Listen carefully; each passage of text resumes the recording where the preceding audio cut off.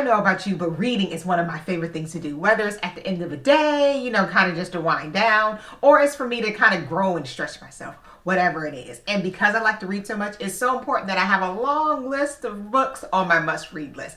But before I get into all that, let me welcome you back to my channel. My name is Ayanna, and this is Beyond Committed, where we talk about everything from life, faith, family, marriage, motherhood, and everything in between, and we take them beyond. If this is your first time here, welcome, and I'm so glad you stopped by. And to make sure you're not a stranger, make sure you press that subscribe button below and then turn on notifications so you don't miss a video. All right, now let's dive right in.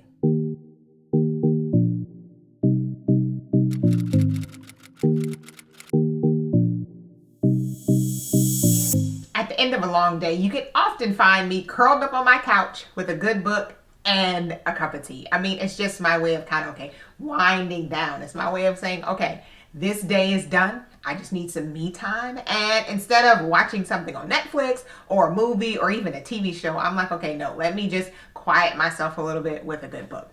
And I love a lot of books, whether it's a romance novel, so I'm like escaping into somebody else's life and reading, all about love and them falling in love and getting together and all of that, or it's a way for me to grow. And growth is so important, especially at this season in my life, because my kids are getting older, my marriage is getting older, which is all a blessing. But as you grow and as you change, you kind of need to grow and change in a really positive way. And there are so many great ways and so many great tips and tools that you can gain from books, whether it's like personal growth for you to grow as a woman. I know there is so many times in which I'm like either wanting to know something about something else or dive something a little deeper into okay, why do I think like that? Or kind of changing my mindsets and my ways of looking at things. And books have been a great way for me to do that, whether it's going deeper in my faith, although yes, studying the Bible is essential. And I love just kind of getting into the word and seeing, okay, what is God speaking to me through this? But there's also so many other books out there that kind of help us dig deeper into our faith. And you can couple with the Bible to help you kind of grow spiritually.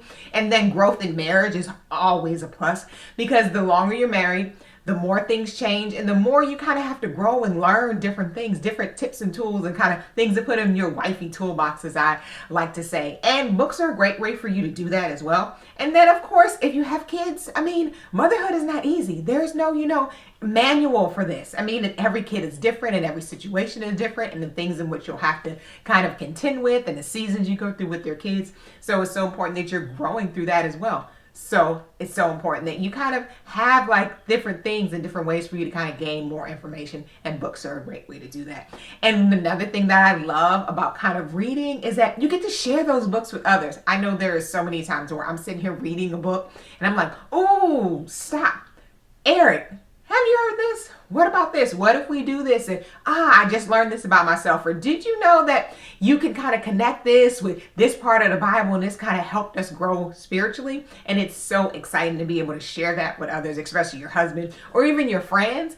And because I love to share books with my husband and my friends, I wanted to share some with you. So here are 5 books that should be on your must-read list for 2022.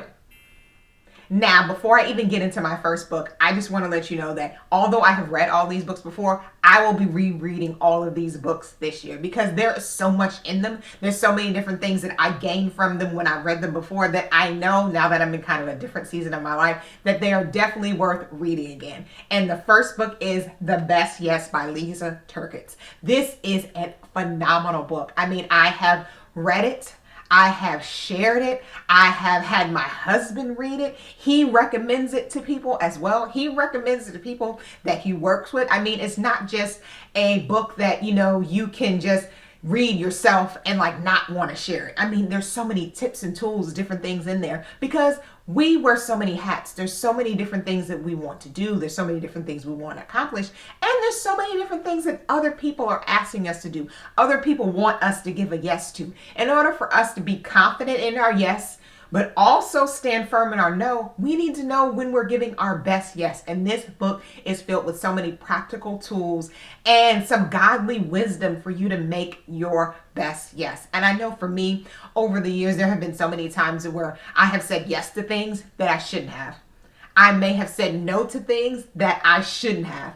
And after looking back, I'm like, okay, maybe that wasn't my best yes. or that wasn't my most confident no. And in both of those situations, I've learned that, okay, I need to make sure I'm standing firm. And this book has helped me do that in so many ways. And it's also helped my husband and I like have really good conversations and kind of even remind each other, because we'll be kind of dealing with a situation or somebody will come to us asking us or something. We're like, okay, well, let us talk about it and we'll get back to you. And then when we're talking about it, we're like, okay, is this our best yes? Is this a way for us to, okay, give our best in this situation? Or do we have to say no to this because it's not the best thing for us? Or it may just not be the best thing for us to do right now. And this book will definitely help you make sure in 2022, you are giving your best yes.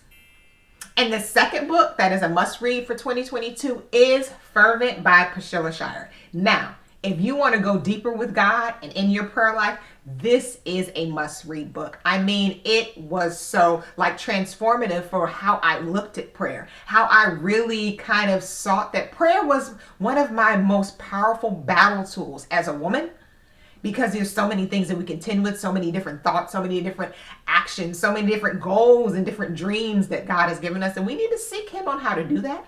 As a wife, I mean, it is essential. Praying wife is a powerful wife. So making sure you're intentional, making sure that you are seeking God in a very, detailed and specific way is so important. And then especially as a mom, if you have kids, I mean, motherhood is crazy at times. And there is so much that we don't know. Our kids don't come with instruction manuals. So making sure that we are seeking God, not just praying over them and for them, but also praying for ourselves. Okay, how can I be a better mother? How can I do what's best for my child right now in this time, in this season? And realizing that over time, you may have to change some of your tactics, some of the things that you do as a mother, but seeking God first in all of them is essential. So if you want 10 very essential prayer strategies, this book is a great way for you to get them and take your 2022 to the next level, especially in your prayer life.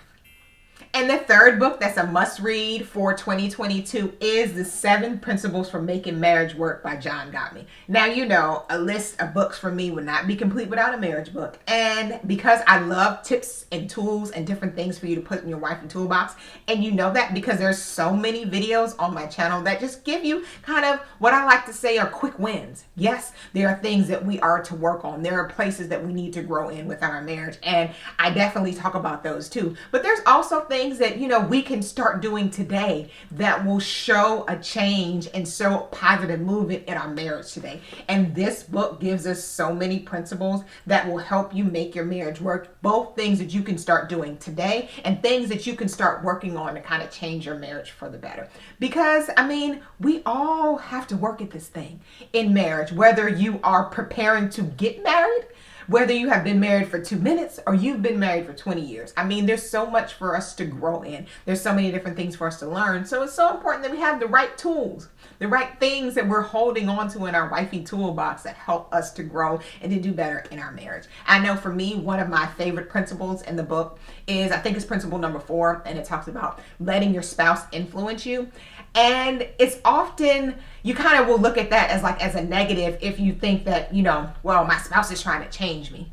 No, but is change bad? Is there not ways that we all can change? Is there not ways that we can do better? And because our spouses are revealers, they reveal stuff in us and about us that we can't see for ourselves. We all have blind spots. So your husband should see, understand, and know things about you and about situations, about things that you don't. You should be able to see, understand, and know things about your husband and about situations and things that he doesn't. And because two have become one, you should be able to help each other to see more clearly, realizing that, and you are better together. So making sure you are influencing each other in a very positive way is so impactful, not just for your marriage, but for you to grow as a woman and a wife as well. So making sure that you have those, right influences in your life, especially your husband, is so important. And this book will help you work through some of the ways in which you can both do that successfully. And the fourth book that is a must read for 2022 is The Help Club for Moms by Deb Weakly. This book is so great because it allowed you to kind of jump in and jump out. I mean, as moms, we are, flying this plane as we build it, so to speak. I mean, our kids are changing. We're changing. The world around us is changing. So, I mean, we kind of just have to keep moving and, trying to grow ourselves, but also trying to parent our kids well. And it's not always easy. And then there are times when we become overwhelmed, discouraged. I mean, and we just need help. And this book was a great way for, I know, me, and I've actually shared it with a few other moms and even my sister-in-law, because it is so much just wisdom and so many kind of quick things that you can kind of pick it up one day, read like 2 or 3 pages and put it down and kind of keep moving for the day, because we're busy as moms. So sometimes we don't have the time at the end of the day to curl up with a good book, and read for, 20 minutes or 30 minutes or an hour or however amount of time we wish we could read. Sometimes we only got like a few minutes. And this is a great book that if you only got a few minutes and you need a quick, encouraging word, whether it's for you as a mom, also you and your marriage, you and your faith. That's what I loved about this book. And it's broken up like into parts and different like sections, to where if you feel you need encouragement, within your marriage that day to love your husband well, there's a section for that. You flip to that, read those, that day. Or you need some encouragement in your faith, or you just need some encouragement in motherhood, or whatever it is. It's so important that you kind of have those quick wins, so to speak. So this is a great book that if you need a little pick-me-up, especially in the morning, that you pick this up. And as you can see, I already have my bookmark, so I'm going to restart it this year as well. Because, I mean, motherhood has become really overwhelming for me at this time, because like my oldest is in middle school and my twins are going to enter middle school next year. So we're going through a lot of changes. There's a lot of emotions. There's a lot of activities. There's just a lot of things going on with my girls. So there's times where I'm like, I feel overwhelmed. There's times when I'm like, okay, Lord, what am I doing and how I'm going to do this? And God answers that, yes, but he also gives us other encouraging words through other people to help us, get the help that we really need as moms. And the 5th book that is a must read for 2022 is The Lazy Genius Way. Now, this book right here I was like, okay, this is what I needed when I needed it. Now, I love a good routine. I love a good plan. I mean, I have a planner within a planner. I mean, I have calendars. I have schedules. I mean, I have a routine for the days that my kids are in school. I have routines for the days that they're not. I have routines for breaks. I mean, I have routines for everything. And I love, there's order. That I need that in my life. I mean, because there's too much going on for me to kind of just go willy-nilly through the day. However, I noticed over time, I was becoming overwhelmed with kind of doing things the way I was doing them. And I realized, okay, I needed a change. I needed to do things, yes, in routine and schedule, but I needed a different way, a different perspective to look at it. So I started searching. I've read a few different books on kind of, how to prioritize and how to get more done. But when I got The Lazy Genius Way, I was like, okay, this lady right here is speaking my language. I mean, and the subtitle of it says it all. I mean, embrace what matters, ditch what doesn't, and get stuff done. That is what we all need to do, ladies. I mean, personally, within our home, whether it's business, in our community, whatever, we need to focus on the things that matter, cut out the things that don't, and, kind of just get things done. And I love the practical stories that she tells. I love the way it was so relatable. And I love the way that it gave me the freedom to not have to do it an exact way. There's like a checklist of things you need to keep in mind, but there is no perfect way in which she walks out. Okay, you do it this way. This is the perfect way. No, because everybody's life is different. Everybody's situation is different. But this was a great way for me to see, okay, this is the thing that's in front of me, using these different tools and strategies to kind of work through, okay, what's the best way for me to do it? It helped me to just do things the lazy genius way, but the way that helped me get more done. All right, that's it for today. And I want to know, what's one book that's on your must-read list for 2022? Let me know in the comment box below. Because, I mean, there is room on my list to add more books, to grow in new ways. So I want to make sure that I am growing with you and we're reading some of the same books so we can actually share them with each other. And if you have a romance novel or two or author that you love, make sure you add that too, because I like to mix those in too.